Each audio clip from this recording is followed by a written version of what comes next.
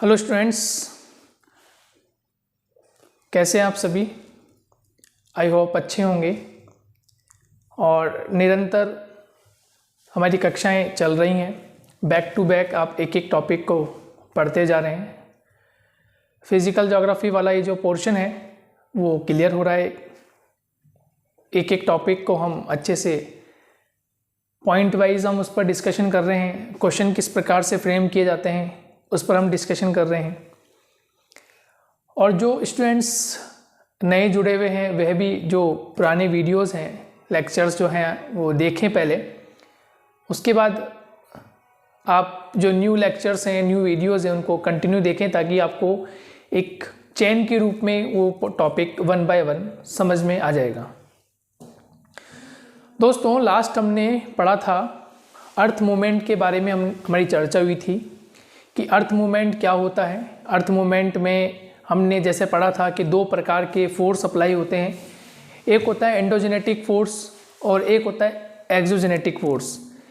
Endogenetic force जो होता है वो पृथ्वी के आंतरिक भाग में लगता है, जो पृथ्वी का सबसे ऊपरी भाग होता है, जो जिस पर हम निवास करते हैं, वनस्पति निवास करती है, जीव जंतु निवास करता है, वो उसका क्रस्ट पार्ट कहलाता है, या हम उसको हिंदी में भूपर्पटी कहते हैं, परपटी कहते हैं। और वहाँ से जैसे जैसे हम गहराई की तरफ बढ़ते जाते हैं तो पृथ्वी का आंतरिक भाग शुरू होना प्रारंभ हो जाता है। तो वह शक्तियाँ या वह अचानक होने वाली क्रियाएं जो आंतरिक भूभाग से उत्पन्न होती हैं और उनका रिजल्ट, उनका परिणाम पृष्ठ पर दिखाई देता है, भूपृष्ठ पर दिखाई देता है, क्रस्ट वाले रीजन पर दिखाई देता है। ऐसी शक्तियों को हम एंडोजेनेटिक फोर्स यानी अंतर्जात शक्तियाँ या अंतर्जात बल कहते हैं। ये हमने पढ़ा था। दूसरा हमने पढ़ा था कि बहिर्जनिक शक्तियाँ क्या होती है या बहिर्जनिक फोर्स क्या होते हैं, बल क्या होते हैं, जिसको हमने एक्सोजेनेटिक फोर्स की हमने बात की थी। तो ये वह शक्तियाँ होती है या वह कार्य होते हैं जो भूपृष्ठ पर ही संपादित होते हैं, भूपृष्ठ पर ही जन्म लेते हैं, भूपृष्ठ पर ही क्रियाशील होते हैं और भूपृष्ठ पर ही जाके समाप्त हो जाते हैं। उसकी हमारी चर्चा हुई थी। फिर हमने पढ़ा था कि आंतरिक बल को, अंतर्जात बल को, आंतरिक शक्तियों को हमने मुख्य रूप से दो भागों में बांटा था। पहले हमने दो गतियों में चर्चा की थी कि दो प्रकार की गतियां होती हैं। एक वर्टिकल मूवमेंट होता है और एक हॉरिजॉन्टल मूवमेंट होता है। यानी कि वर्टिकल मतलब कि अपवर्ड और डाउनवर्ड, यानी ऊपर की ओर या नीचे की ओर ऊर्ध्वाधर गति होती है, ऊपर की ओर या नीचे की ओर। और एक होता है हॉरिजॉन्टल मूवमेंट जो लेफ्ट टू राइट या राइट टू लेफ्ट, यानी कि दाएं से बाएं या बाएं से दाएं की तरफ जो गति चलती है या कोई मूवमेंट होता है तो हम उसको हॉरिजॉन्टल मूवमेंट कहते हैं। पृथ्वी के आंतरिक भाग में फिर हमने दो प्रकार की शक्तियों के बारे में और चर्चा की थी। जो शक्तियों को हमने दो भागों में बांटा था। पहली जो शक्ति होती है, पहली शक्ति होती है कौन सी? अचानक होने वाली क्रियाएं, अचानक होने वाली गतिविधियां जो बिना किसी पूर्व की सूचना के या यूँ कहें कम समय में घटित हो जाती है, जिसको हम आकस्मिक बल के नाम से जानते हैं। सडन मूवमेंट होता है, पता नहीं चलता कि क्रिया किस प्रकार से हो गई। हालांकि उसका हम पहले भविष्यवाणी कर सकते हैं, लेकिन वो कितनी तबाही मचाएगी, उसकी इंटेंसिटी, उसकी तीव्रता कितनी होगी, इसका आकलन हम नहीं पता कर सकते। तो इसमें हमने मुख्य रूप से दो एक्टिविटी को शामिल किया था। एक होता है अर्थक्वेक और दूसरा होता है वोल्केनो।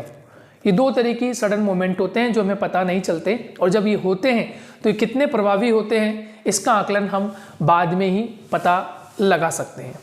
ओके, दूसरा हमने पढ़ा था डायस्ट्रोफिज्म फोर्स, यानी कि ऐसे फोर्सेस या ऐसे बल जो कि बहुत लंबे समय के बाद हमें दिखाई देते हैं।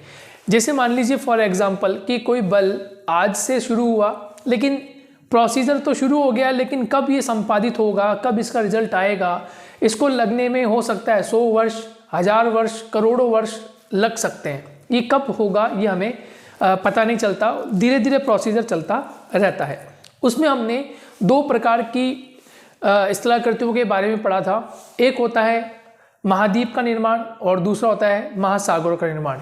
ये मुख्य रूप से संयुक्त रूप से माना जाता है कि महाद्वीप और महासागरों का निर्माण होता है। वहीं दूसरी ओर हमने पढ़ा था पर्वत निर्माणकारी बल। तो पर्वत निर्माणकारी बल में मुख्य रूप से फिर दो तरह के बल लगना प्रारंभ होते हैं। एक होता है तनाव, दूसरा होता है संपीड़न। एक होता है टेंशन यानी तनाव, एक होता है कंप्रेशन यानी संपीड़न होना प्रारंभ होता है। तनाव से मुख्य रूप से दो चीज़ें होती हैं, एक होती है क्रैक्स यानी चटकने और दूसरी होती है फॉल्ट यानी भ्रंश। ये तनाव से देखने को मिलता है।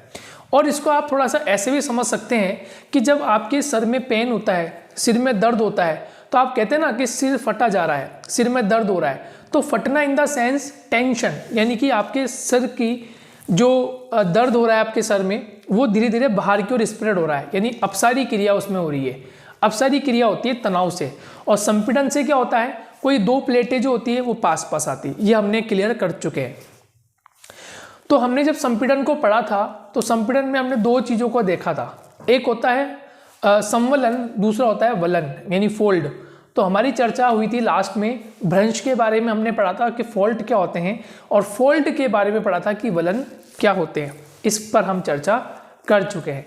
उससे पूर्व की कक्षाओं में हम पढ़ चुके हैं कि पर्वत निर्माणकारी सिद्धांत कौन कौन से हैं, पर्वतों का निर्माण किस प्रकार से होता है, उस पर हम चर्चा कर चुके हैं। महाद्वीप और महासागरों का निर्माण किस प्रकार से हुआ, वो हमारी चर्चा पूर्व की कक्षाओं में पहले से हो चुकी है। आप वीडियोस आप देखें, 1 बाय 1 आपको पूरा सीरीज में आपको मिलेगा वीडियो कि हमने महाद्वीप महासागरों की उत्पत्ति के बारे में पढ़ा, पर्वतों की उत्पत्ति के बारे में पढ़ा, भ्रंश के बारे में, वलन के बारे में पढ़ा। और आज के सेशन में हम पढ़ने जा रहे हैं आकस्मिक बल, यानी कि ऐसे बल जो कि सडन मूवमेंट पर आधारित होते हैं, ऐसे बल जो हमें पता नहीं चलते कि कब वे अचानक अपनी इंटेंसिटी को बढ़ा देंगे, तीव्रता को बढ़ा देंगे, उत्पन्न हो जाएंगे, विकसित हो जाएंगे, उसकी हम चर्चा करने वाले हैं। हम पढ़ेंगे दो टॉपिक इसमें लगते हैं आपके, एक लगता है अर्थक्वेक यानी भूकंप लगता है और दूसरा लगता है आपके वोल्केनो यानी ज्वालामुखी। तो आज के सेशन में हम पढ़ने वाले हैं अर्थक्वेक के बारे में। तो आप टॉपिक आप लिख लीजिए भूकंप, या फिर इंग्लिश में लिखना चाहें तो आप लिख सकते हैं अर्थक्वेक। 1 बाय 1 एक एक सीक्वेंस में हम पढ़ेंगे, परिभाषा को देखेंगे, इसमें कुछ टेक्निकल वर्ड्स आते हैं, उन टेक्निकल वर्ड की हम चर्चा करेंगे विथ डायग्राम। अभी तक हम जो पढ़कर आए हैं विथ डायग्राम, इसको हम पढ़ने वाले हैं वापस से। हर चैप्टर को विथ डायग्राम ही समझेंगे, चाहे वर्ल्ड मैप पे समझना हो, हमें इंडिया के मैप पे समझना हो या किसी डायग्राम के थ्रू समझना हो, तो उसके अकॉर्डिंग हम समझेंगे। और इसके कारण क्या क्या हैं, कौन कौन सी इसमें गतियाँ निहित होती है, इससे किस प्रकार की हानि और लाभ हमें मिलते हैं, और कौन कौन से विश्व में ऐसे क्षेत्र हैं जहाँ भूकंप की क्रियाएं देखने को मिलती है। ओके स्टूडेंट्स, तो टॉपिक का नाम हो जाएगा आपका अर्थक्वेक, हिंदी में बोलेंगे हम उसको भूकंप। तो सबसे पहले हम टॉपिक का नाम लिख लेते हैं, हिंदी में लिख देंगे हम इसको भूकंप, और इंग्लिश में आप लिख सकते हैं अर्थक्वेक। ये आपका टॉपिक हो जाएगा। 1 बाय 1 हम एक एक बातों पे डिस्कशन करेंगे कि अर्थक्वेक क्या होता है, भूकंप क्या होता है। तो सबसे पहले बात तो आपको ये ध्यान रखनी है दोस्तों कि भूकंप की जब हम बात कर रहे हैं, अर्थक्वेक की बात हम कर रहे हैं, तो उस फ्लो चार्ट में मैंने आपको बताया था कि हमारा जो ये अर्थक्वेक है या वोल्केनो की हम चर्चा करेंगे, ये किस तरह की मूवमेंट होते हैं, ये सडन मूवमेंट होते हैं। तो मैं यहाँ लिखूंगा नहीं, लेकिन मैंने आपको बता दिया है, गिवन है, उस फ्लो चार्ट में हम चर्चा कर चुके हैं। अब देखिए भूकंप की यदि हम पहली बात करें तो सबसे पहला पॉइंट यदि हम लिखना चाहें तो हम ऐसे लिख सकते हैं कि भूमि का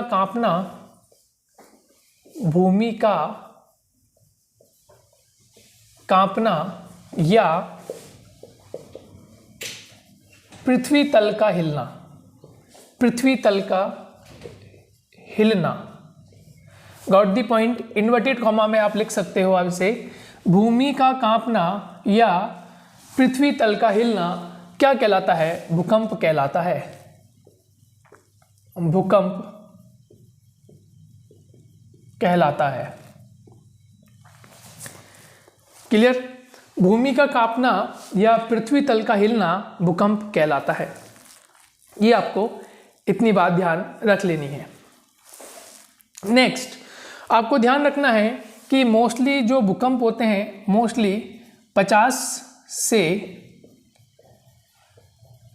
100 किलोमीटर की गहराई पर, 50 से 100 किलोमीटर गहराई पर भूकंप की उत्पत्ति होती है, भूकंप की उत्पत्ति होती है, ये आपको ध्यान रख लेना है। ठीक है, यानी भूकंप की जो उत्पत्ति है वो लगभग पृथ्वी के आंतरिक भाग में 50 से लेकर 100 किलोमीटर का जो क्षेत्रफल, 100 किलोमीटर की जो गहराई का पार्ट होता है, वहाँ से भूकंप की उत्पत्ति होना प्रारंभ हो जाती है। तो इतनी बात आपको समझ में आती है कि साहब भूकंप क्या है, भूकंप किसे कहते हैं। तो भूमि का कांपना सबसे पहली बात, या पृथ्वी तल का हिलना, भूमि का कांपना या पृथ्वी तल का हिलना क्या कहलाता है, भूकंप कहलाता है। क्लियर। और 50 से लेकर 100 किलोमीटर की गहराई के भाग में ऑलमोस्ट भूकंप की उत्पत्ति होती है, इतना बात आपको ध्यान में रख लेना है। नेक्स्ट, एक व्यक्ति हैं, उनका नाम है आर्थर हॉम्स, और आर्थर हॉम्स ने एक परिभाषा देकर समझाने की कोशिश की है, और जिसमें इन्होंने कहा है कि आंतरिक चट्टानों के विक्षोभ, आंतरिक चट्टानों के विक्षोभ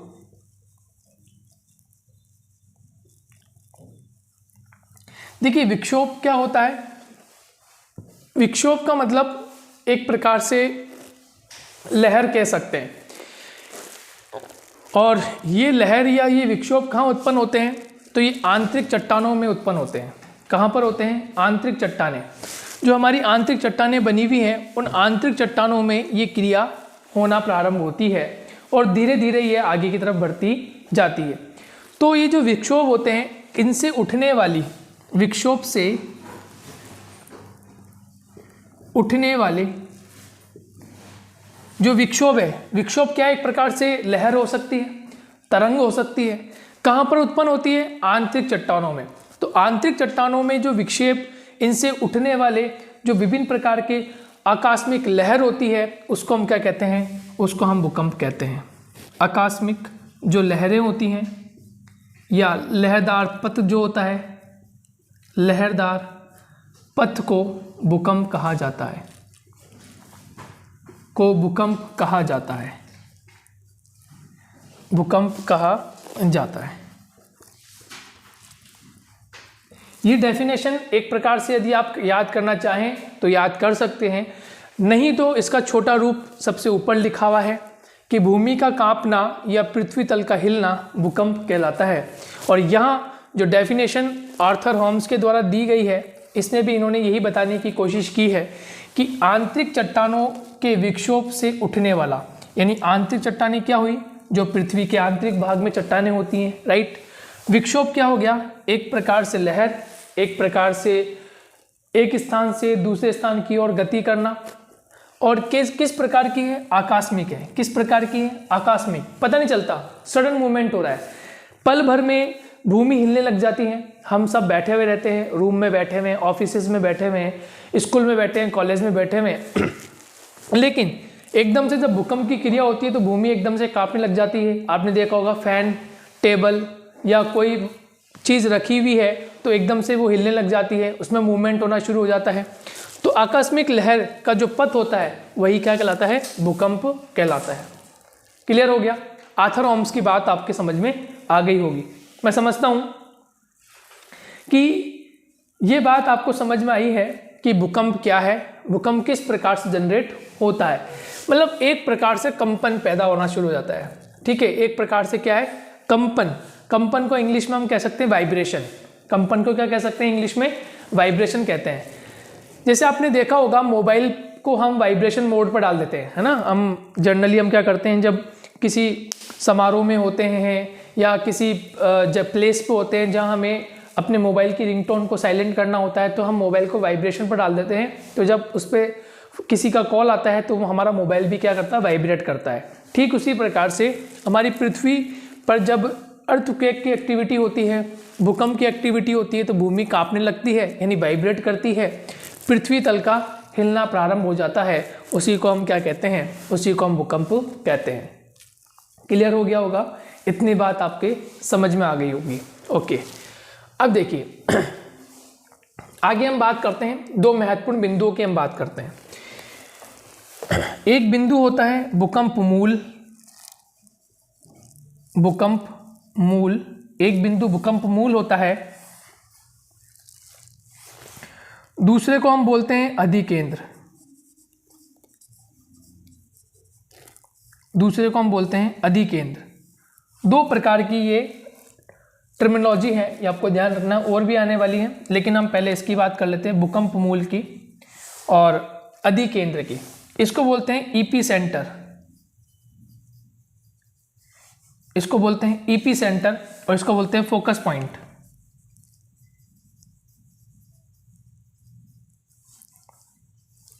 ईपी सेंटर और फोकस पॉइंट, राइट। अब देखिए भूकंप मूल क्या होता है, पहले मैं आपको डेफिनेशन लिख के बताता हूं, फिर बाद में डायग्राम के माध्यम से समझते हैं।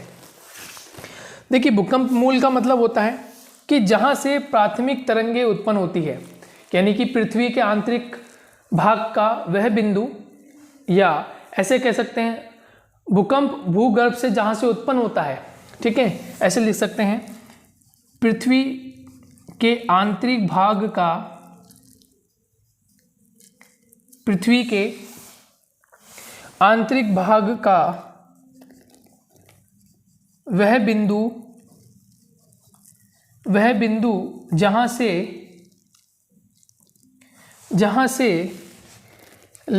तरंगे चलना प्रारंभ होती है, जहां से तरंगे चलना या कंपन होना प्रारंभ होता है, कंपन होना प्रारंभ होता है।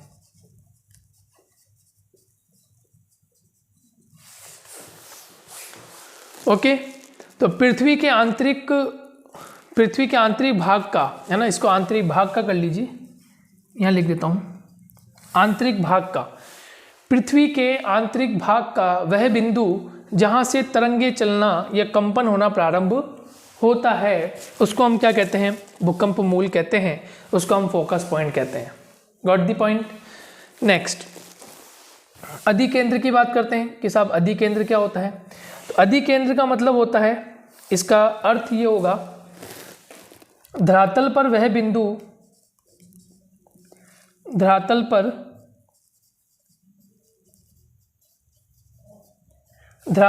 वह बिंदु जहां, धरातल पर वह बिंदु जहां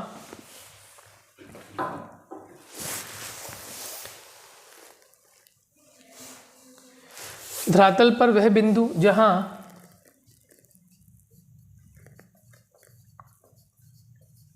सबसे पहले तरंगे पहुंचती है, सबसे पहले तरंगे पहुंचती है।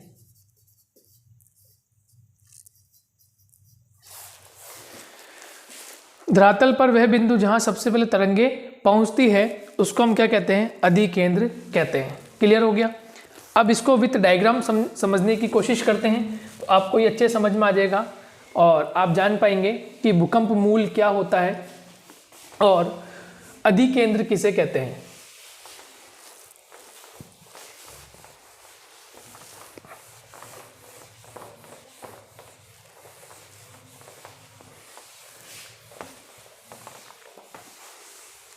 ये टॉपिक आपने डाल लिया होगा, तो इसको हम हटा देते हैं, इसकी आवश्यकता अब नहीं है। डायग्राम में आप समझने की कोशिश करना, मैं समझाता हूँ आपको। एक इस तरह से डायग्राम बना लें हम।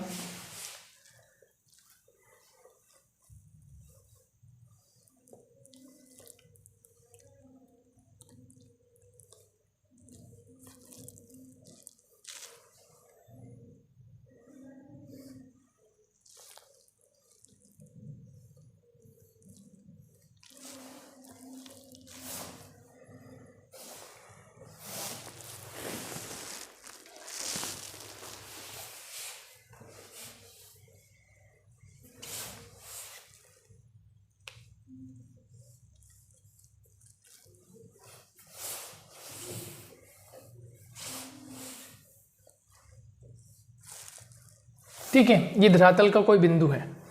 अब ये मान लीजिए ये तो धरातल हो गया आपका, ये आपका धरातल का बिंदु हो गया, ठीक है, धरातलीय भाग हो गया, और ये आपका आंतरिक भाग हो गया। यहाँ से आप चलें यहाँ तक, ये आंतरिक भाग है, यहाँ से यहाँ तक चले, ये आंतरिक भाग है, ये आंतरिक भाग है। अब हम मान लेते हैं कि यहाँ से भूकंप जनरेट हुआ, तो ये कहलाएगा आपका फोकस पॉइंट। इसको हम कहेंगे फोकस पॉइंट, यानी जहाँ से भूकंप प्रारंभ होता है, यानी भूकंप मूल पृथ्वी के आंतरिक भाग का वह बिंदु जहाँ से तरंगे चलना प्रारंभ या कंपन होना प्रारंभ करती हैं, उसको हमने नाम क्या दिया, भूकंप मूल। Clear, focus point, right. अब देखिए आगे बढ़ते हैं, तो ये तो समझ में आ गया आपका फोकस पॉइंट क्या हो रहा है, जहाँ से भूकंप की पहली लहर चलना प्रारंभ हुई है, राइट। अब देखिए नेक्स्ट हम बात करते हैं ईपी सेंटर की, बात करते हैं अधिकेंद्र। अधिकेंद्र का मतलब होता है सबसे पहले जो तरंगे होती हैं वो 90 डिग्री एंगल पर जाकर, ये 90 डिग्री का एंगल है, यानी सबसे पहले तरंगे यहीं पर पहुंचती है, 90 डिग्री एंगल पर सबसे पहले तरंगे पहुंचना प्रारंभ करती है। तो ये जो बिंदु कहलाएगा, इस बिंदु को कहोगे आप ईपी सेंटर। इस बिंदु को आप क्या कहोगे, ईपी सेंटर, या हिंदी में कहें तो हिंदी में आप कहते हैं इसे अधिकेंद्र। और ये बिंदु जो होगा ये कहलाएगा आपका भूकंप मूल। इतनी बात आपके समझ में आ गई होगी। फोकस पॉइंट पृथ्वी के आंतरिक भाग में वह बिंदु जहां से भूकंप की तरंगे जो होती हैं, कंपन जो होता है वो चलना प्रारंभ करता है। ओके, ईपी सेंटर अधिकेंद्र क्या होता है, अधिकेंद्र वो होता है कि जब फोकस पॉइंट से तरंगे चलना प्रारंभ होती है और सबसे पहले जहाँ टारगेट करती है, और ये ध्यान रखिए हमेशा टारगेट 90 डिग्री एंगल पर होगा, यानी समकोण पर होगा, समकोण पर ही होगा। तो ये ध्यान रखें, धरातल पर वह बिंदु जहाँ सबसे पहले तरंगे पहुँचती है, तो आप ब्रैकेट में लिख सकते हैं समकोण पर पहुँचती है, या समकोण के क्षेत्र में पहुँचती है।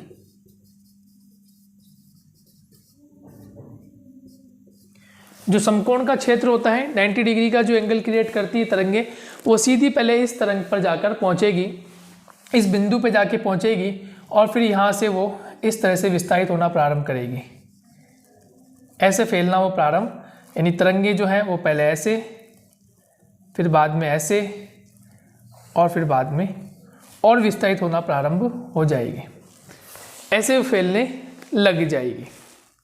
क्लियर हो गया? फिर समझाता हूँ, फिर समझने की कोशिश करना। भूकंप मूल और अधिकेंद्र की बात हो रही है। ये जो बिंदु होगा ये कहलाएगा फोकस पॉइंट, हिंदी में कहेंगे इसको भूकंप मूल। जहाँ सबसे पहले तरंगे पहुँचती है उस भाग को कहते हैं ईपी सेंटर या अधिकेंद्र, और ये धरातली भूभाग की चर्चा हो गई। क्लियर हो गया? चलिए नेक्स्ट। अब देखिए आगे कुछ बातें हम कर लेते हैं इन तरंगों के बारे में। आपसे प्रश्न ये पूछा जाए कि सबसे हानिकारक जो तरंगे होती हैं वो किस बिंदु पर सबसे ज़्यादा होती है, तो सबसे हानिकारक जो तरंगे होती हैं वो किस बिंदु पे होती है, तो आपको ध्यान रखना है ईपी सेंटर पर। कहाँ होगी? ईपी सेंटर पर। ईपी सेंटर पर तरंगे सबसे ज़्यादा हानिकारक होती है। और जैसे जैसे तरंगे आगे की ओर विस्तारित होती है, जैसे आप इस डायग्राम में समझ सकते हैं, जैसे हम एक यहाँ डायग्राम बनाते हैं,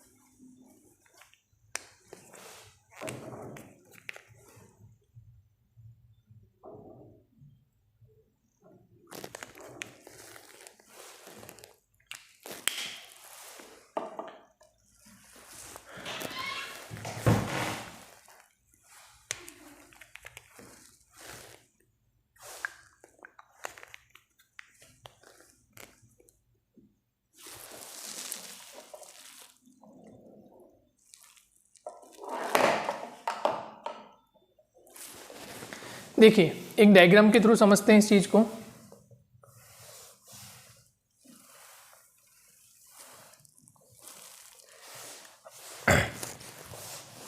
जैसे ये बिंदु है आपका, इसको हमने कहा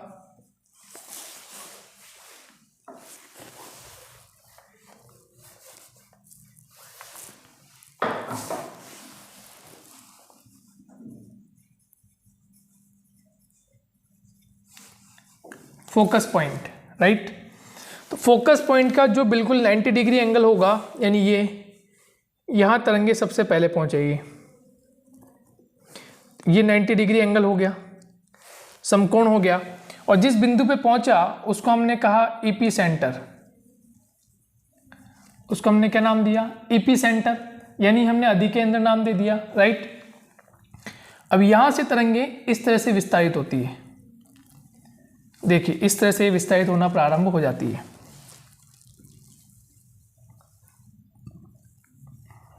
ऐसे ये आगे बढ़ती रही। तो हम क्या देखते हैं दोस्तों, ये धरातलीय भाग है, ये धरातल है, जहां सबसे पहले पहुंची उसको हमने नाम दे दिया ईपी सेंटर यानी अधिकेंद्र। जहां से शुरू हुई उसका नाम है फोकस पॉइंट। और जैसे जैसे तरंगे आगे बढ़ती है इनकी इंटेंसिटी जो होती है, यानी इनकी जो तीव्रता होती है वो कम होती जाती है। तो सबसे हानिकारक पूछे, सबसे ज़्यादा हानिकारक बिंदु कौन सा होगा, ये वाला ईपी सेंटर, सबसे ज़्यादा हानि यहाँ पहुँचेगी।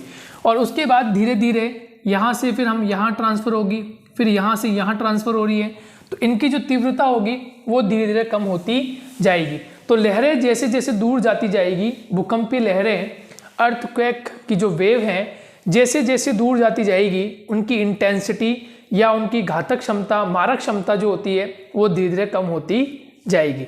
लेकिन सबसे पहले जहाँ पहुँचेगी वो सबसे ज़्यादा वहाँ पर हानि उसको देखने को मिलेगी। क्लियर हो गया। तो ये बात आपके समझ में आ जाती है यहाँ पर कि जैसे जैसे तरंगे आगे बढ़ती हैं धीरे धीरे उनकी जो मारक क्षमता होती है वो कम होती जाती है। ठीक है। तो ऐसे प्रश्न पूछे भूकंप का सर्वाधिक प्रभाव कहाँ होगा, तो आपका जवाब होगा अधिकेंद्र पर। भूकंप का सबसे कम प्रभाव कहाँ होगा, जहाँ तरंगे सबसे लास्ट में पहुँची है। मान लेते हैं सपोज एक एक्सरसाइज के अनुसार देख लेते हैं कि ये ए पॉइंट है, ठीक है, और जहाँ से ये शुरू हुआ वो बी पॉइंट है। उसके बाद इसको ओ मान लेते हैं, ओ पॉइंट, ये बी है, ये सी है, ये डी है। ठीक उसी प्रकार से ए डैश, बी डैश और सी डैश। तो यहाँ पर सबसे अंतिम बिंदु मान लीजिए ये पहुँच रहा है, यानी डी बिंदु है, तो यहाँ कम घातक होगी। यहाँ सी डैश है तो यहाँ कम घातक होगी। सबसे ज़्यादा घातक, सबसे ज़्यादा मारक क्षमता कहाँ होगी, तो ए बिंदु पे, क्योंकि ये बिंदु जो बना रहा है ये आपका ईपी सेंटर बन जाता है। तो अधिकेंद्र से जैसे दूरी बढ़ती जाएगी तो भूकंपीय तीव्रता जो है वैसे वैसे घटती जाएगी। इतनी बात आपके समझ में आ गई। अब हम बात करते हैं दो और टर्म की बात कर लेते हैं। एक होता है समभूकंप, एक बिंदु होता है, पॉइंट है ये भी एक, जैसे हमने अधिकेंद्र की बात की उसी तरह से यहाँ पर दो बिंदु और आपको ध्यान रखने हैं। देखिए फर्स्ट पॉइंट समभूकंप रेखा और एक है सह भूकंप रेखा। ठीक है, ये ध्यान रखना है।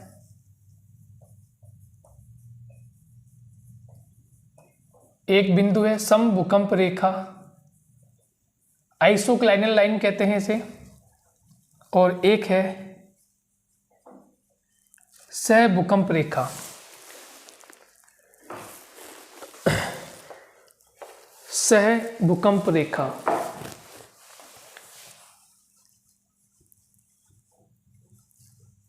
सह भूकंप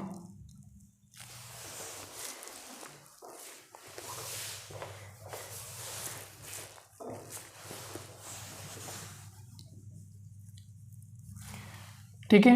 नंबर 1 समभूकंप रेखा और नंबर 2 सह भूकंप रेखा। ये दो बिंदु है। जैसे वहाँ हमने पढ़ा था कि एक बिंदु है होता है आपका फोकस पॉइंट और एक होता है आपका ईपी सेंटर या अधिकेंद्र, जो यहाँ पर आपको दर्शाया गया। अब देखिए समभूकंप रेखा, नाम से पता चल रहा है समभूकंप रेखा, यानी कि ऐसी रेखा जो समान तीव्रता वाले स्थान को मिलाती है। ठीक है, तो यहां लिख सकते हैं हम समान भूकंप की तीव्रता को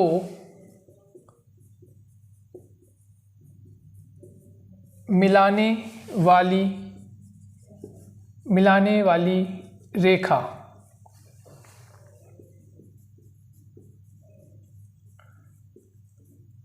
समभूकंप रेखा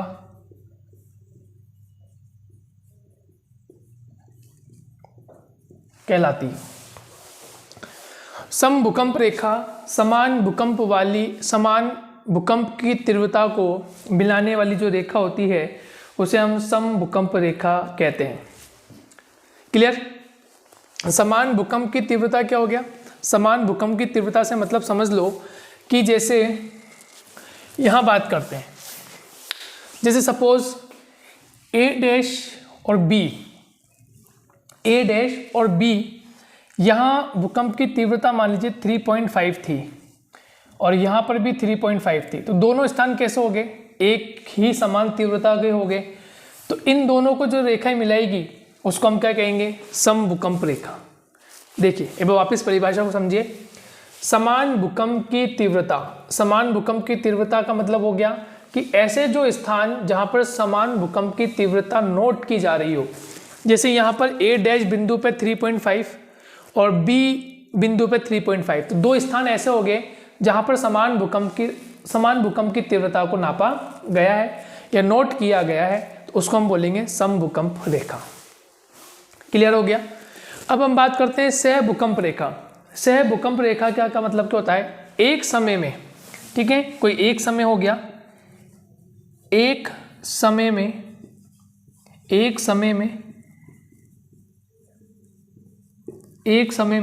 पहुंचने वाली भूकंपीय तरंगे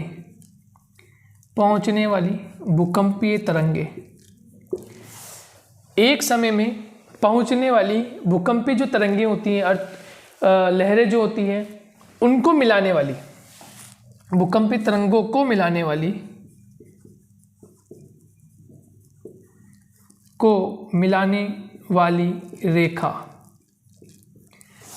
वाली रेखा सहभूकंप रेखा कहलाती है। सहभूकंप रेखा कहलाती है।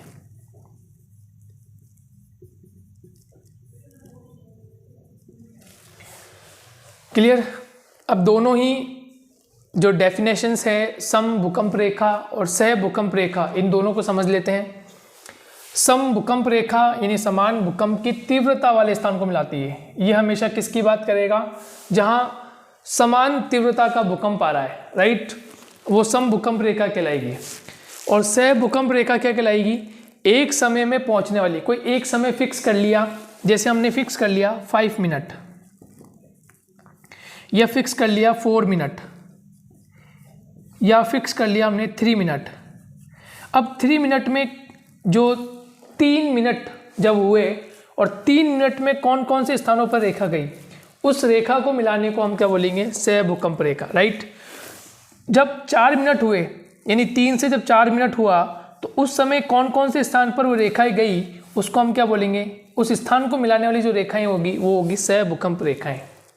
क्लियर हो गया? इसको बोलते हैं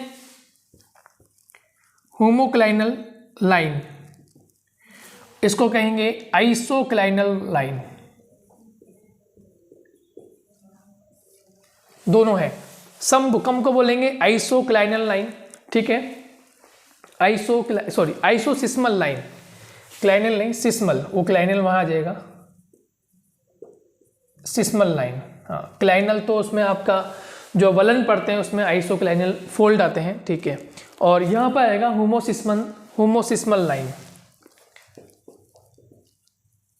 होमोसिस्मल, क्योंकि सिस्मोलॉजी संबंधित है, सिस्मिक वेव कहलाती है ये भूकंपीय रेखाएं, इसलिए इसका सिस्मल लाइन, होमोसिस्मल लाइन और आइसोसिस्मल लाइन। तो आइसोसिस्मल लाइन मतलब समभूकंप रेखा, समान भूकंप की तीव्रता को मिलाने वाली रेखा, और सहभूकंप रेखा एक समय में पहुंचने वाली भूकंपीय तरंगे को मिलाने वाली रेखा को सह भूकंप रेखा कहते हैं। ये बात आपकी समझ में आ गई।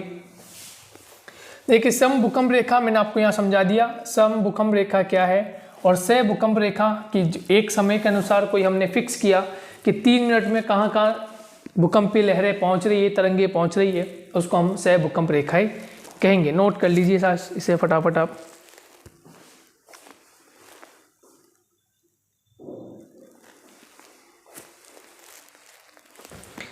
आगे बढ़ते हैं। सम भूकंप रेखा, सह भूकंप रेखा के बाद हम चर्चा करने वाले हैं कि भूकंप की उत्पत्ति के प्रमुख कारण क्या क्या होते हैं। जो भूकंप की उत्पत्ति होती है, भूकंप की उत्पत्ति के प्रमुख कारण कौन कौन से हैं कि भूकंप किस प्रकार से उत्पन्न होता है, इस पर हम चर्चा करने वाले हैं।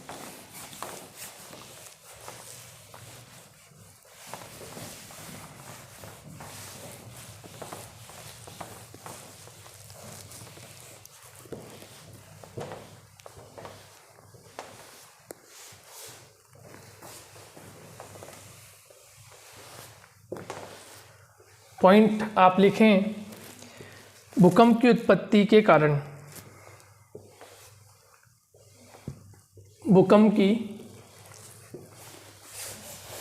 उत्पत्ति के कारण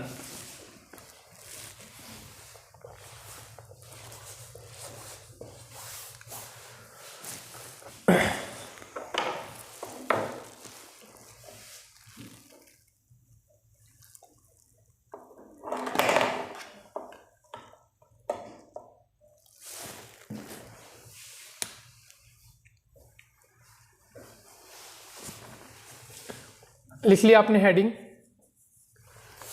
भूकंप की उत्पत्ति के कारण हम पढ़ रहे हैं, और भूकंप की उत्पत्ति में जो पहला कारण है वो है भूपटल का संकुचन, भूपटल का संकुचन।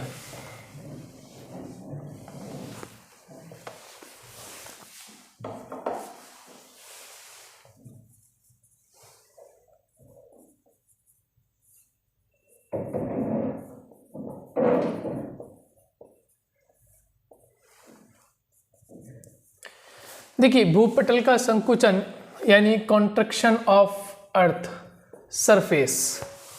भूपटल का संकुचन से मतलब क्या होता है, सिंपल सी बात में समझा देता हूँ आपको। भूपटल का संकुचन मतलब होता है कि जो हमारा भूपटल है, क्रस्ट भाग है, उसका सिकुड़ना। जनरल सा है कि यदि कोई वस्तु सिकुड़ती है या किसी वस्तु का जो ऊपरी भाग होता है, आवरण होता है, यदि सिकुड़ता है तो इसका मतलब उसमें कोई ना कोई हलचलें होना प्रारंभ होती है, वो कहलाएगा कि भूपटल का संकुचन होना। अब भूपटल का संकुचन मुख्य रूप से हम देखें तो हमें क्या देखने को मिलता है, हमें देखने को मिलता है जब हमारी पृथ्वी का निर्माण हुआ, राइट। जब हमारी पृथ्वी का निर्माण हो रहा था तो हमारी पृथ्वी में बहुत अधिक ऊष्मा थी, और ऊष्मा अधिक होने के कारण ताप जो था वो बहुत तीव्र गति से ह्रास हो रहा था, यानी कि ताप में कमी आ रही थी। और ताप में कमी आने के कारण पृथ्वी का जो ऊपरी भाग था, पृथ्वी का जो क्रस्ट पार्ट था, वो तेजी से सिकुड़ता जा रहा था, यानी तेजी से उसमें संकुचन की प्रवृत्ति पाई गई। और जब संकुचन होगा तो नॉर्मली है भूपटल पर कहीं ना कहीं कोई ना कोई कंपन होगा, या यूँ कहें पृथ्वी का जो तल होगा या भूपरपट्टी वाला जो हिस्सा होगा उसमें कहीं ना कहीं संकुचन आएगा, तो हम इसको बोलेंगे भूपटल का संकुचन। तो इसमें आप एक पॉइंट लिख सकते हैं, आगे 1 पॉइंट डालकर लिख सकते हैं। मैं आपको बता देता हूँ, आप नोट कीजिए कि जब हमारी पृथ्वी की उत्पत्ति के पश्चात, तो ऐसे लिखिए आप, पृथ्वी की उत्पत्ति के पश्चात, पृथ्वी की उत्पत्ति के पश्चात, जब पृथ्वी की उत्पत्ति के पश्चात जब तापमान का ह्रास, ब्रैकेट में लिख सकते हैं कमी, तापमान का ह्रास या कमी जब हो रही थी, तापमान में ह्रास या कमी जब हो रही थी तो भूपटल ठंडा होकर सिकुड़ना, या भूपटल ठंडा होकर सिकुड़ना प्रारंभ हुआ, सिकुड़ना प्रारंभ हुआ और ये क्रिया समय के साथ तीव्र होती गई, और ये क्रिया समय के साथ तीव्र होती गई, समय के साथ तीव्र होती गई, और जिसके कारण कंपन प्रारंभ हुआ, उसी हमें क्या कहेंगे, उसको हम कहेंगे भूपटल का संकुचन, भूपटल का संयोजन। नेक्स्ट हम कहेंगे समस्थिति समायोजन।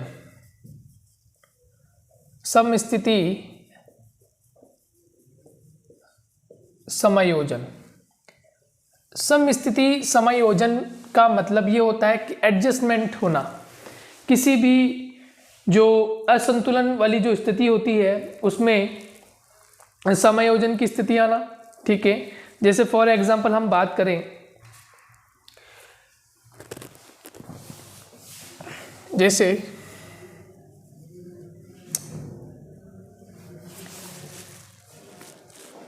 फॉर एग्जांपल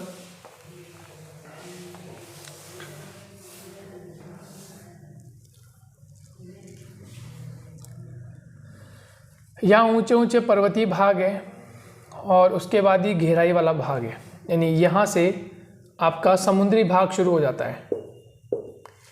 तो ये तो आपका समुद्री भाग है, ये आपका तल हुआ, और जहाँ पर्वत पठार बने हुए वो स्थलीय भाग है।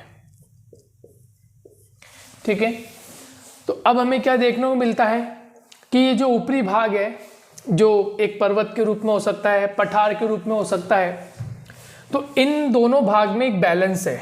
एक क्या है, एक समायोजन है, एक बैलेंस्ड फॉर्म है, यानी कोई भाग ऊपर की तरफ उठा है तो वो नीचे भी उतना ही कोई ना कोई ऐसा भाग होगा जो उसको बैलेंस कर रहा होगा। ठीक उसी प्रकार से यहाँ से मान लीजिए कोई मलबा है, कोई अवसाद है, वो धीरे धीरे इन सागरों में डिपॉजिट हो रहा है, धीरे धीरे इन सागरों में क्या हो रहा है, डिपॉजिट होता है। अब डिपॉजिट अधिक हो जाता है तो यहाँ क्रैक्स आना प्रारंभ होते हैं, या दबाव बढ़ता है, प्रेशर बढ़ जाता है, और प्रेशर बढ़ने के परिणाम स्वरूप क्या देखने को मिलता है, इनमें असंतुलन पैदा हो जाता है, इनमें असंतुलन पैदा हो जाता है, असंतुलन की क्रिया हो जाती है। तो ये समस्थिति समायोजन है, ये गड़बड़ हो जाता है। समस्थिति जो समायोजन है वो गड़बड़ हो जाता है, असंतुलित हो जाता है। तो जब इसमें असंतुलन प्रारंभ होता है, यहाँ लिख सकते हो, जब इनमें असंतुलन प्रारंभ होता है, असंतुलन प्रारंभ हो जाता है, तो फिर भूकंपीय क्रिया प्रारंभ हो जाती है। समझ में आया? नहीं समझ में आया फिर एक बार देख लो। ये स्थलीय भाग है, यहाँ पर्वत हो सकता है, पठारी भाग हो सकता है, मैदानी भाग हो सकता है, कुछ भी XYZ कोई ऊपरी भाग है। यहाँ से कुछ भाग टूटकर या नदियों के माध्यम से, हिमानियों के माध्यम से, पवनों के माध्यम से जब वो समुद्री भाग में लाया जाता है तो यहाँ दबाव होता है, और दबाव होता है तो ऐसी स्थिति में क्या होता है, जो इसकी तली होती है वो सहन नहीं कर पाती और वहाँ पर हलचलें होना प्रारंभ हो जाती है। तो जब समस्थिति समायोजन में असंतुलन प्रारंभ होता है, क्या होता है, असंतुलन प्रारंभ होता है, तो इस प्रकार की एक्टिविटी प्रारंभ हो जाती है। इस प्रकार की एक्टिविटी प्रारंभ होगी, और प्रारंभ होगी तो फिर कंडीशन क्या हो जाएगी, असंतुलन की प्रारंभ होने के कारण फिर वहाँ भूकंप आना प्रारंभ हो जाते हैं। ठीक है, वहाँ भूकंप आना प्राय है, यदि वहाँ पे असंतुलन होगा तो भूकंप आना निश्चित है। चलिए साहब, नेक्स्ट आगे बढ़ते हैं, नेक्स्ट पॉइंट की बात करते हैं। प्रत्यास्थ पुनश्चलन का सिद्धांत या लागू काम करता है। एक और कारण समझ लेते हैं।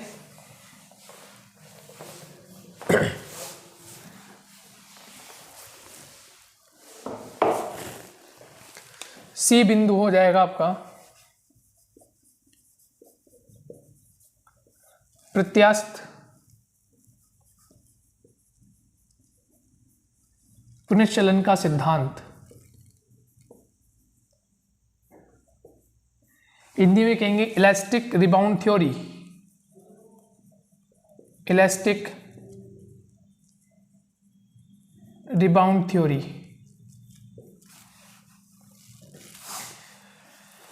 ये दी थी एच.एफ. रीड ने। एच.एफ. रीड की थ्योरी है, सिद्धांत है। और एच.एफ. रीड ने ये सिद्धांत दिया और इसमें कहा कि जो चट्टानें होती हैं वो एक प्रकार से इलास्टिक की तरह होती है। चट्टानें जो होती हैं वो इलास्टिक की तरह होती हैं। यानी इलास्टिक का मतलब क्या हो गया कि उनमें लोच पूर्णता होती है, लोच पूर्णता होती है। यानी आप इसको ऐसा समझ सकते हो, जो रबर बैंड होता है उस रबर बैंड को आप इस तरह से खींचते हैं, ठीक है, तो वो खिंचता चला जाता है। लेकिन वो जब तक खिंचता है जब तक उसकी सामर्थ्य शक्ति होती है। यदि उसको आपने बहुत लार्ज लेवल पर खींच दिया और अब उसके बाद उसकी क्षमता नहीं है, तो एक समय ऐसा आएगा कि आप उस पर प्रेशर डालते जा रहे हैं और वो एकदम से टूट जाता है। टूटने के बाद वो 2 टुकड़ों में विस्थापित हो जाता है। तो ऐसी स्थिति में जो चट्टानें होती हैं हमारी, उन चट्टानों में इलास्टिक का एक गुण पाया जाता है। जितना उनमें क्षमता होती है, लोच पूर्णता जितनी होती है, वो लचीली होती है, इस कारण वो उसको सहन कर जाती है। लेकिन जब तनाव बढ़ता जाता है, ठीक है, खिंचाव ज़्यादा हो जाएगा, तो ऐसी स्थिति में क्या होगा, वो शैलें टूट जाती है। और शैलें जब टूटती है तो उनमें कंपन पैदा होता है, तनाव की स्थिति जो थी वो समाप्त हो जाती है और फिर उसमें एकदम से कंपन, वाइब्रेशन होता है। और वाइब्रेशन होने से ही क्या होता है, शुरू फिर भूकंप आना प्रारंभ हो जाते हैं। जैसे एक सपोज एक हम चित्र के माध्यम समझे, मान लीजिए ये कोई चट्टानी भाग है और इस चट्टानी भाग की एक खासियत है कि इसको यदि आप इधर मूव कर रहे हैं या इसको आप इधर मूव कर रहे हैं, तो ये मूव जब तक होता रहेगा जब तक इसमें क्या है, लचीलापन है ना, लोच पूर्णता है या लचीलापन है। तो ये जब तक मूव होगा, जब तक आप इसको खींच सकते हो इजी वे में, जब तक इसमें लचीलापन है। लेकिन जैसे इसमें लचीलापन समाप्त होने के बाद तनाव इसका खत्म हो गया, तो ये क्या हो जाएगा, ये लूज पड़ जाएगा और ये एक भाग अलग हो जाएगा, दूसरा भाग अलग हो जाएगा। तो एकदम से झटका पड़ता है। एकदम से जब झटका पड़ता है तो झटके पड़ने से क्या होता है, दरारें उत्पन्न होती हैं या यूँ कहें भूमि में कंपन पैदा होता है, ठीक है। तो ये भी इसी तरह से कार्य करता है। तो रबड़ जो होता है, रबड़ को आप जितना खींचेंगे तो लोच पूर्णता जो होगी उतना वो चला जाएगा, जिसमें उसमें लचीलापन होगा, वो लचीलापन जो होगा, तनाव जो होगा, जब तक वो उसको सहन कर लेगा। और जैसे लचीलापन समाप्त हुआ, लोच पूर्णता समाप्त हुई, झटका पड़ा और झटके पड़ते ही वो टूट जाता है। तो झटके पड़ने से जब टूट रहा है तो इसका मतलब कौन सी एक्टिविटी हो रही है, मतलब भूकंप की एक्टिविटी प्रारंभ हो जाती है। समझ में आ गया। 3 पॉइंट मैंने आपको समझाए। नंबर 1, भूपटल का संकुचन, मतलब जब हमारी पृथ्वी गर्म अवस्था में थी, उष्ण थी, तो धीरे धीरे ये तापमान यहाँ कमी आ रही थी और तापमान कमी होने के कारण जो इसका ऊपरी क्रस्ट वाला भाग था वो धीरे धीरे सिकुड़ना प्रारंभ हुआ और सिकुड़ने के कारण उसमें संकुचन आता है और ऐसी स्थिति में भूकंप की एक्टिविटी शुरू हो जाती है। नंबर 2, समस्थिति समायोजन। समस्थिति समायोजन से मतलब ये है कि जब हमारी पृथ्वी के आंतरिक भाग में या ऊपरी भाग में असंतुलन प्रारंभ होता है, जैसे पर्वत है, पठार है, मैदान है, अन्य क्रियाओं के माध्यम से अवसाद को जब समुद्रों में छोड़ दिया जाता है, समुद्री भाग में छोड़ दिया जाता है, तो वहाँ दबाव पड़ता है और दबाव के परिणाम स्वरूप जब संतुलन कायम नहीं होगा, समस्थिति समायोजन नहीं बनेगा, तो धीरे धीरे क्या आएंगे, क्रैक्स आना शुरू होंगे, तनाव आना शुरू होगा और फिर भूकंप की क्रिया होना प्रारंभ हो जाएगा। क्लियर।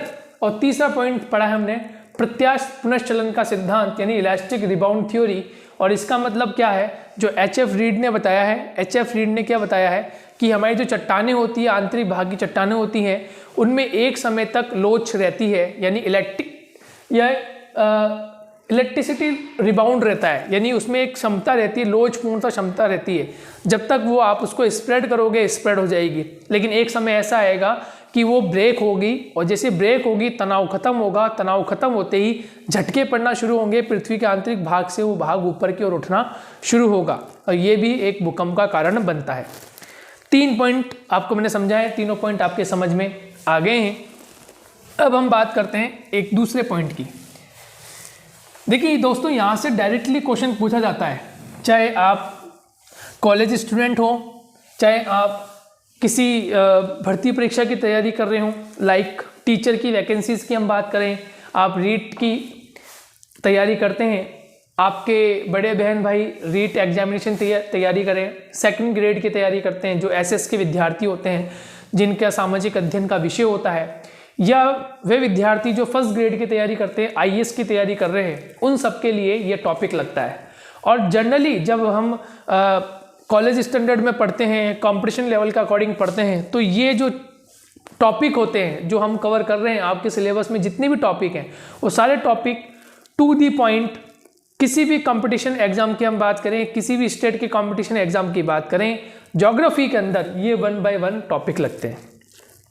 रेलवे, बैंक, एसएससीज में यहाँ से प्रश्न तो नहीं बनते, लेकिन जनरल फैक्ट के प्रश्न पूछा जा सकता है कि भूकंप क्या होता है, ऐसे पूछ लिए आपसे, या करंट अफेयर्स के बिहाफ पे क्वेश्चन पूछा जा सकता है कि वर्तमान में कहाँ भूकंप आया, वर्तमान में कहाँ ज्वालामुखी आया, वर्तमान में कहाँ पर्वतों का निर्माण हो रहा है, वर्तमान में कौन से महाद्वीप का निर्माण, तो ये करंट बेस पे क्वेश्चन पूछते हैं। लेकिन जब आप अध्यापक की तैयारी कर रहे हैं, शिक्षक भर्ती की तैयारी करते हैं, तो ऐसी स्थिति में आप चाहे राजस्थान से बिलोंग करते हो, हरियाणा से बिलोंग करते हो, कहीं से भी आप बिलोंग करते हो, जब आप third grade, second grade, first grade जैसे एग्जामिनेशन देते हैं, असिस्टेंट प्रोफेसर की तैयारी कर रहे हो, आईएएस की तैयारी कर रहे हो, तो वहाँ पर ये जो टॉपिक हम पढ़ रहे हैं, सिलेबस में जो टॉपिक हैं वो सारे पॉइंट, सारे टॉपिक आपके वहाँ पर लगते हैं। तो हम इसको इस तरह से पढ़ें कि आगे भी आपके तैयार रहे। यदि आप एक बार इसके नोट्स बना लेते हैं, नोट्स अच्छे से बना लें, ताकि आगे चलकर आप किसी वैकेंसीज़ की तैयारी करें तो वहाँ पर भी आपके ये काम आ जाए। उस वैकेंसी के अकॉर्डिंग उसकी क्या अप्रोचमेंट है, उसके अकॉर्डिंग आप वहाँ पर काम कर सकते हैं। चलिए, भूकंप के कारण पढ़ रहे थे, उसमें 3 पॉइंट आपके पूरे हो गए हैं। 4th पॉइंट की हम बात करते हैं। 4th पॉइंट है ज्वालामुखी क्रिया, वॉल्केनिक एक्टिविटी, ज्वालामुखी क्रिया। अब आपके दिमाग में बात होगी कि सर ज्वालामुखी क्रिया से कैसे भूकंप आएगा। तो देखिए, बिल्कुल सिंपल सा फैक्ट है कि ज्वालामुखी उत्पन्न कहाँ से हो रहा है। यदि हम एक जनरल फैक्ट में बात करें तो मैं आपको ये बताऊंगा कि ज्वालामुखी उत्पन्न हो रहा है आंतरिक भाग से। ज्वालामुखी क्रिया जो उत्पन्न हो रही है या प्रोसीजर जो हो रहा है वो कहाँ से हो रहा है, ज्वालामुखी क्रिया का प्रोसीजर कहाँ से हो रहा है, आंतरिक भाग से हो रहा है। और जब आंतरिक भाग से ज्वालामुखी क्रिया का प्रोसीजर होगा तो वो जब ऊपर आने की कोशिश करता है तो आसपास की चट्टानों को क्या करता है, धक्का मारता है। आसपास की चट्टानों को क्या करता है, धक्का मारता है, पुश करता है। और पुश करना, वाइब्रेशन होना ही क्या कहला रहा है, भूकंप कहला रहा है। Got the point? समझ में आ गया होगा आपको मैं क्या कहना चाह रहा हूँ। मेरा कहने का मतलब ये है कि जब विभिन्न प्रकार से ज्वालामुखी क्रिया होती है, चाहे वो सागरी भाग में हो, चाहे वो स्थलीय भाग में हो, तो भूकंप बहुत तेज गति से मूवमेंट करता है। भूकंप बहुत तेज गति से ऊपर की ओर आता है। और जब भूकंप बहुत तेज गति से ऊपर की ओर आएगा तो ऐसी स्थिति में क्या होगा, आसपास की चट्टानें जो होती है, आसपास का जो भूभाग होता है उसको बहुत तेज गति से पुश करता है। और पुश करने के कारण क्या आता है, जब वो एकदम से बाहर आता है तो आसपास का भाग वाइब्रेट करता है, कंपन करता है। और हमने जनरली परिभाषा पढ़ी है कि भूकंप का अर्थ क्या होता है, भूमि का कांपना या पृथ्वी का कांपना, कंपन होना, हिलना ही क्या है, भूकंप है। Is it clear? तो ये पॉइंट आपको समझ में आ गया कि ज्वालामुखी क्रिया से किस प्रकार से भूकंप आता है। इसमें आप इजी वे में इसको आप अपनी लैंग्वेज में लिख सकते हैं। नेक्स्ट, वलन व भ्रंश। क्या वलन और भ्रंश से भी भूकंप आते हैं? अब आप बोलेंगे सर ये कैसे होगा। तो देखिए, वलन और भ्रंश में हमने क्या पढ़ा था, वलन और भ्रंश एक प्रकार से इसी तरह का है जो हमने भूपटल के संकुचन में पढ़ा है। सेम वलन और भ्रंश भी इसी प्रकार का है। इसको हम देखें तो इस प्रकार से समझ लें। वलन में हमने क्या पढ़ा था, वलन में हमने पढ़ा था भूपटल का जो हिस्सा होता है वो इस प्रकार से फोल्ड होता है। इस प्रकार से क्या होता है, फोल्ड होता है, राइट। तो फोल्ड होना, इकट्ठा होना, यानी एक भाग से, ए पार्ट से बी पार्ट की तरफ ऐसे फोल्ड होते हैं। तो इसका मतलब जो क्रस्ट वाला पार्ट है, जो पृथ्वी का क्रस्ट वाला पार्ट है, वो कहीं ना कहीं हिलेगा, कहीं ना कहीं इसमें मूवमेंट आएगा। और मूवमेंट यदि आ रहा है, पृथ्वी हिल रही है, पृथ्वी का भूपृष्ठ वाला भाग हिल रहा है, कंपन पैदा हो रहा है, तो it is called is earthquake. तो हम उसको क्या कहेंगे, हम उसको भूकंप ही कहेंगे। राइट, समझ में आ गया? ओके, अब आप कहें सर भ्रंश से कैसे भूकंप आएगा, यानी कि फॉल्ट होता है तो इससे कैसे भूकंप आएगा, कैसे, हाउ, कैसे आएगा? देखिए, वलन और भ्रंश, भ्रंश में क्या हो रहा है कि दो भूभाग जो है, मान लीजिए ये एक भूभाग है, यहाँ से क्रैक आ गया और क्रैक आने से ये भाग इधर मूवमेंट कर जाए, ये भाग इधर मूवमेंट कर जाए, या क्रैक आने से क्या होगा, कंपन तो पैदा हो गई, और जब क्रैक आने से कंपन होगा तो कहीं ना कहीं किसी ना किसी क्षेत्र में भूकंप लाजमी है, वहाँ भूकंप आएगा ही। तो दोनों चीज़ें आपको ध्यान रखनी है, वलन और भ्रंश। तो वलन और भ्रंश की एक्टिविटी से क्या उत्पन्न हो रहे हैं, भूकंप उत्पन्न हो रहे हैं। और हम पढ़ ही क्या रहे हैं, कॉजेज ऑफ द अर्थक्वेक, यानी भूकंप के कारण ही हम पढ़ रहे हैं। तो भूकंप के कारण का एक बिंदु वलन और भ्रंश भी शामिल इसमें होता है। क्लियर? नेक्स्ट, 5 बिंदु पूरे हो चुके हैं, अब हम छठे बिंदु की तरफ चलते हैं। जलीय भार, वाटर लोडेड, जलीय भार। जलीय भार, अब थोड़ा सा दिमाग में समझना है कि जलीय भार से कैसे भूकंप आएगा। तो देखिए, सिंपल सी बात, आप सब जानते हैं कि जो बड़ी बड़ी नदियां हैं, ठीक है, बड़ी बड़ी नदियों पर हम क्या बनाते हैं, डैम बनाते हैं, प्रोजेक्ट्स बनाते हैं, बांध बनाते हैं हम। तो आपने देखा होगा कुछ ऐसे आंदोलन है, ऐसे कुछ प्रमुख रूप से हम भारत की बात करें तो गंगा नदी पर जब हम उत्तराखंड में टिहरी बांध बना रहे थे तो वहाँ पर सुंदरलाल बहुगुणा एक व्यक्ति हैं जो पर्यावरण के संरक्षक हैं, पर्यावरण के लिए उन्होंने कार्य किया है। तो जब टिहरी परियोजना चल रही थी तो टिहरी परियोजना गंगा नदी पर डैम बनाने से था। एक्चुअल में गंगा नदी नहीं कहकर हम भागीरथी नदी कह दें तो ज़्यादा फैक्ट आपको समझ में आ जाएगा। एक रिवर है भागीरथी। अब आप पूछेंगे सर ये भागीरथी रिवर कहाँ से आ गई, कैसे आ गई? तो इसको थोड़ा शॉर्ट में मैं आपको बताता हूँ। गंगा नदी का जो निर्माण होता है, गंगा नदी का निर्माण कैसे होता है बताता हूँ। देखो, यहाँ पर उत्तराखंड में एक स्थान है, इसका नाम है गोमुख। क्या स्थान है? गोमुख। और गोमुख से एक नदी निकलती है, इसका नाम है भागीरथी। क्या नाम है? भागीरथी, ये ध्यान रखना है। और यहाँ पर एक स्थान है बद्रीनाथ, ठीक है, बद्रीनाथ से एक रिवर निकलती है, इसका नाम है अलकनंदा। हालांकि जब हम इंडियन ज्योग्राफी को पढ़ते हैं तो वहाँ पे नदियों को अलग से पढ़ते हैं, लेकिन आपको एक छोटा सा ब्रीफ में बता देता हूँ। भागीरथी गोमुख से निकलती है और अलकनंदा जो है ये एक ग्लेशियर है, संतोपद हिमनद, वहाँ से नदी निकलती है। और एक स्थान है यहाँ पर देवप्रयाग, एक स्थान है देवप्रयाग, ये हम बात कर रहे हैं उत्तराखंड की। देवप्रयाग में ये दोनों नदी मिलती है, भागीरथी मिलती है और अलकनंदा मिलती है। तो जहाँ इनका संगम होता है वहीं से एक नई धारा के रूप में किस नदी का उद्गम हो जाता है? गंगा नदी का उद्गम हो जाता है। क्लियर? तो हम बात कर रहे हैं भागीरथी नदी की।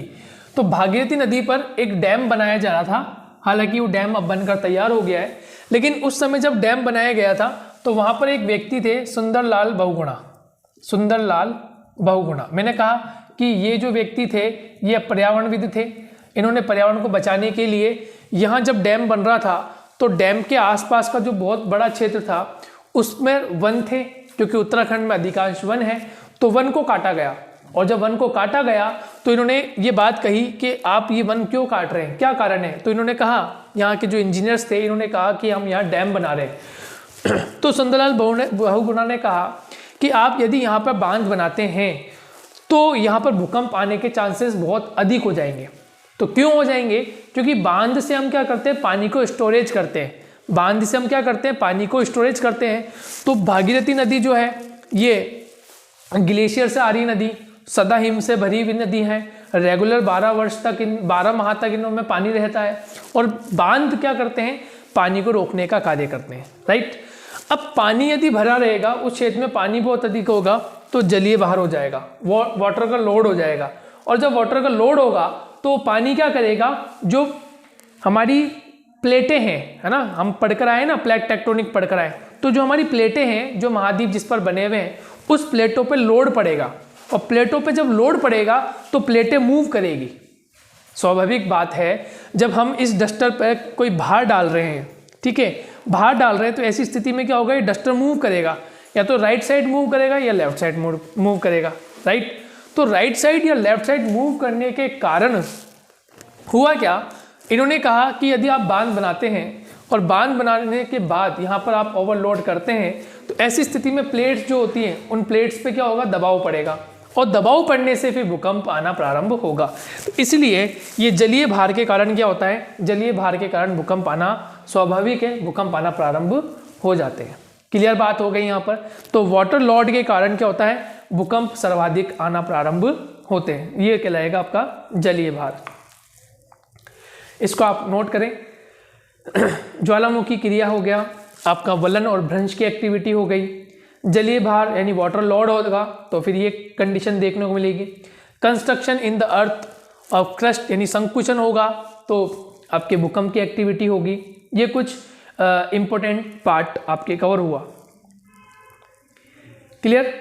नेक्स्ट हम बात करते हैं गैसों का विस्तार, स्प्रेडिंग ऑफ गैसेस, है ना, गैसों का विस्तार।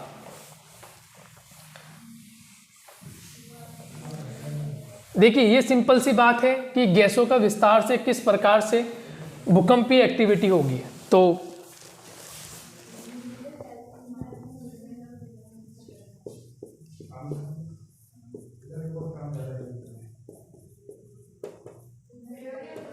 गैसों का विस्तार, स्प्रेडिंग ऑफ गैसेस। देखो गैसों का विस्तार कैसे है, समझे इसको। पृथ्वी के आंतरिक भाग में, जो हमारा पृथ्वी का आंतरिक भाग है, ये आप बना देते हैं। ये पृथ्वी का आपका आंतरिक भाग है और पृथ्वी का जो आंतरिक भाग है आपको पता है चट्टानों से बना है। किससे बना है, चट्टानों से। और जब हम पृथ्वी की आंतरिक संरचना पढ़कर आए थे तो हमने बताया था कि आंतरिक भाग में हमें मोस्टली क्या देखने को मिल रहा है, आंतरिक भाग में हमें घनत्व देखने को मिलता है, दबाव देखने को मिलता है और तापमान। ये तीनों चीजें हैं, घनत्व है, दबाव है और तापमान है। तो जनरल सा फैक्ट है, यदि यहाँ तापमान है इसका मतलब यहाँ पर फिर तीन चीजें होगी। तीन चीजें क्या हो सकती हैं, एक तो गैसों का निर्माण होगा, तरल पदार्थ होगा और कहीं ना कहीं ठोस पदार्थ होगा। क्योंकि ठोस पदार्थ होगा तभी तापमान पाकर वो क्या होगा, तरल होगा। और तरल होगा तो डेफिनेट है वहाँ गैसों का मिश्रण भी होगा, यानी गैस बनेगी। क्योंकि हम किसी भी ठोस पदार्थ को जब मेल्ट करते हैं, उस पर प्रोसीजर अप्लाई करते हैं, हीटिंग का प्रोसीजर अप्लाई करते हैं, तो उसमें जो गुप्त ऊष्मा होती है, जो लिटेंट हीट होती है, वो बाहर आती है। और लिटेंट हीट ही क्या है, वो गैसेज है। अब ऐसी स्थिति में क्या होगा, ये गैसें क्या होगी, आंतरिक भाग से ऊपर की ओर उठना प्रारंभ होगी, ऊपर की ओर आना प्रारंभ होगी। तो ऐसी स्थिति में जो प्लेट्स होगी, ठीक है, जो हमारी महाद्वीपों की प्लेटें होगी उन पर ये धक्का मारेगी। चाहे महासागरीय प्लेट भी हो तो भी उन पर धक्का मारेगी। और धक्का मारने के कारण क्या होगा, उनमें धीरे धीरे असंतुलन पैदा होगा। और असंतुलन पैदा होना ही क्या है, भूकंप। असंतुलन पैदा हो रहा है, असंतुलन पैदा होना ही क्या है, भूकंप है। तो गैसों के विस्तार के कारण ये एक्टिविटी हमें देखने को मिलती है। तो गैसों के विस्तार से भूकंप की एक्टिविटी होती है। ठीक है, इसको नोट कीजिए। एक दो पॉइंट और डिस्कस कर लेते हैं ताकि आपको और इसके कारण समझ में आ जाए कि भूकंप के कारण क्या क्या हैं। हालांकि हमने जितने भी पॉइंट को कवर किया, आप इसको लिखें अच्छे से। यदि यहाँ से प्रश्न पूछा जाए आपसे कि भूकंपों के कारण कौन सा है और कौन सा नहीं है, तो यहाँ आप अच्छे से इसको लिख सकते हैं। इसको नोट कीजिए आप।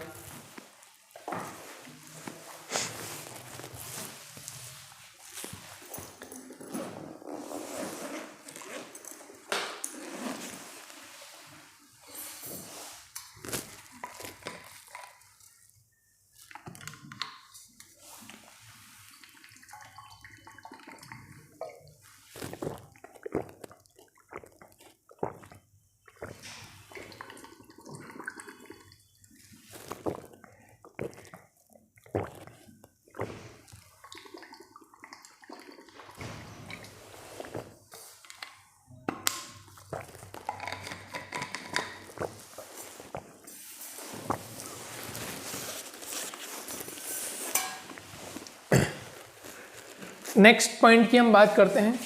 गैसों के विस्तार के बाद नेक्स्ट पॉइंट लिखें, नोट करें आप, plate tectonic. Plate tectonic.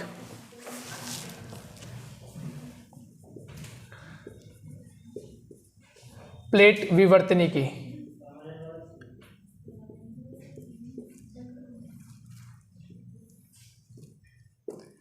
Plate विवर्तनिकी, प्लेट टेक्टोनिक। देखिए प्लेट टेक्टोनिक पढ़कर आ चुके हैं, सिंपल सी बात है। गैसों के विस्तार के कारण जो गैसेज हैं पृथ्वी के आंतरिक भाग से ऊपर की ओर उत्पन्न हो रही है, तो प्लेट्स पर अटैक करती है, तो प्लेट का मूवमेंट होता है, राइट। ये पढ़ा आपने जलीय भार। जलीय भार से क्या होगा, जो जल का लोड होगा, वाटर का जो लोड होगा वो प्लेटों पर प्रेशराइज होगा, उस पर दबाव डालेगा और जिससे प्लेट मूव करेगी। अब देखिए प्लेट टेक्टोनिक भी समझ लेते हैं। प्लेट टेक्टोनिक के 3 पार्ट आपने समझे थे, राइट। 3 पार्ट हमने देखे थे प्लेट टेक्टोनिक के। नंबर 1, एक आपने पढ़ा था अपसारी भाग, यानी कि अपसारी प्लेट मार्जिन, प्लेट सीमांत, सीमांत। एक तो आपने ये पढ़ा था, ओके। एक आपने पढ़ा था अभिसारी प्लेट मार्जिन, अभिसारी प्लेट सीमांत, ठीक है। और एक आपने पढ़ा था ट्रांसकरंट, जिसको हमने नाम दिया था, एक हो गया अपसारी प्लेट सीमांत, अभिसारी प्लेट सीमांत, पार्श्व प्लेट सीमांत, पार्श्व प्लेट सीमांत, एक ये पढ़ा था। 3 सीमांत आपने पढ़े, अपसारी, अभिसारी या पार्श्व। अब देखिए अपसारी में आपने क्या पढ़ा था कि एक मोमेंट इधर हो जाए, एक मोमेंट, यानी प्लेटें एक राइट साइड या एक लेफ्ट साइड, दोनों में से कहीं से भी मूवमेंट हो जाए। तो मूवमेंट हो रहा है, गति हो रही है, इट्स मीन्स यहाँ वाइब्रेशन होगा, और वाइब्रेशन ही क्या है, अर्थक्वेक है। क्लियर। अब देखो अभिसारी में क्या हो रहा है, लेफ्ट साइड से प्लेट राइट साइड की तरफ आए या राइट साइड से प्लेट लेफ्ट साइड की तरफ आए या किसी एक बिंदु पर आके मिले, तो मूवमेंट होगा। मूवमेंट होगा तो क्या देखने को मिलेगा, वाइब्रेशन होगा, और वाइब्रेशन होगा तो क्या होगा, अर्थक्वेक होगा, राइट। पार्श्व प्लेट सीमांत, इसमें आपने पढ़ा था कि 2 प्लेटें इस प्रकार से हैं और एक प्लेट अपवर्ड मूवमेंट कर रही है या डाउनवर्ड मूवमेंट कर सकती है, या दूसरी प्लेट अपवर्ड मूवमेंट कर सकती है या डाउनवर्ड मूवमेंट कर सकती है। तो जब मूवमेंट हो रहा है, जब मूवमेंट देखने को मिल रहा है, तो मूवमेंट होगा तो जनरली है वहाँ पे क्रैक्स, वहाँ पर अर्थक्वेक आएगा, कंपन पैदा होगी, वाइब्रेशन आएगा। मूवमेंट से क्या होगा, वाइब्रेशन आएगा, और वाइब्रेशन से क्या होगा, अर्थक्वेक आएगा। क्लियर। तो ये प्लेट विवर्तनिकी के माध्यम से भी भूकंप का निर्माण होता है या भूकंप की उत्पत्ति होती है। उसके अलावा भी हम अन्य और बात करें तो लैंडस्लाइड भी हो सकती है, ठीक है। लैंडस्लाइड हो सकती है, या फिर समुद्री भागों में जो चट्टानें होती हैं लहरों के माध्यम से उस पर अटैक करती है, उसके माध्यम से भी हम क्या देखते हैं, वहाँ से भी भूकंप के कारण बनते हैं, वहाँ से भी भूकंप आ सकते हैं। तो भूकंप आने का जनरल फैक्टर हमने पढ़ा कि भूपटल पर वाइब्रेशन होना, कंपन होना, ये भूकंप का निर्माण करता है, भूकंप की एक्टिविटी करता है। उसके बाद हमने पढ़ा कि फोकस पॉइंट क्या होता है, एपीसेंटर क्या होता है, आइसोसिस्मल लाइन क्या होती है और होमोसिस्मल लाइन क्या होती है, इस पर हमारी चर्चा हुई। फिर चर्चा की हमने भूकंप के मूल कारण क्या है। मुख्य रूप से हमने पढ़ा भूपटल का संकुचन, समस्थिति का समायोजन असंतुलित हो जाए तो, प्रत्यास्थ पुनर्चलन का सिद्धांत, इलास्टिक रिबाउंड थ्योरी को हमने समझा, ज्वालामुखी क्रिया किस प्रकार से होती है, वलन में भ्रंश, जलीय भार क्या होगा, गैसों का विस्तार किस प्रकार से होता है, और प्लेट विवर्तनिकी किस प्रकार से मूवमेंट करती है। तो इन सभी मूवमेंट के कारण भूकंप की एक्टिविटी होती है। ओके दोस्तों, तो इस सेशन में हमने कुछ प्रमुख बातों का अध्ययन किया। नेक्स्ट सेशन में हम बात करेंगे कुछ भूकंप से संबंधित अन्य दूसरे फैक्ट्स के साथ, प्रकार क्या क्या है भूकंप के, कौन कौन से प्रकार हो सकते हैं, प्राकृतिक और मैन मेड, यानी कि दोनों तरह से किस प्रकार से भूकंप आते हैं, किस प्रकार की एक्टिविटी वहाँ पर होती है, वो हम भूकंप के प्रकारों में पढ़ने वाले हैं। तो नेक्स्ट क्लास में हम भूकंप के प्रकार को टॉपिक को कवर करेंगे और कोशिश करेंगे कि वो टॉपिक आपका उस लेक्चर में पूरा हो जाए। तो मिलते हैं नेक्स्ट लेक्चर में, जब तक के लिए टेक केयर, बाय बाय।